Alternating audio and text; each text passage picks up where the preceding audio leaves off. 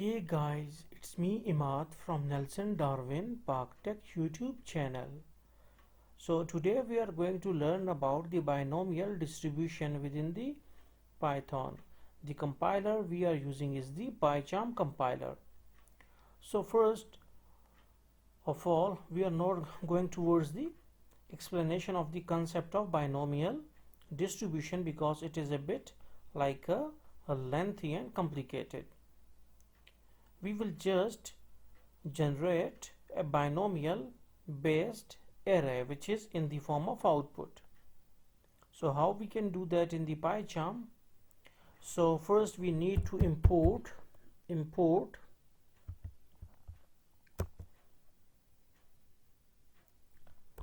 first we need to from numpy import random. So first we need to import this random submodule from the main numpy module. Main numpy module is actually just like the library or the header file, and this random is the submodule of this numpy. So it will produce some sort of random binomial array, in the as an output. So now after it we need to write any variable, let's say a, and we will write random dot binomial, random dot binomial, and we will give 3 parameters in the brackets of this binomial function. But random dot binomial simply means that binomial function belongs to this random module, so that is why we need to place a dot between both of them. It will access it belongs to random. Binomial belongs to random. Binomial is actually a function, and random is a complete module or library, you can say. Or even in C or even in Python we can say we have a concept of class that all functions used to report to a class, so that their definitions usually lies within the class. So we have placed this dot sign in between random and binomial. So we will write n is equal to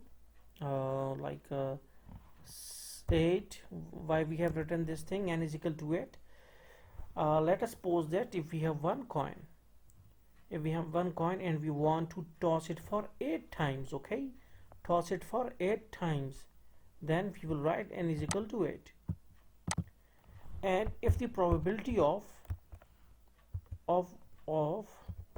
one even, like in coin we can say that there is one head and one tail, so probability of coming head is 0.5 and probability of coming tail is also 0.5,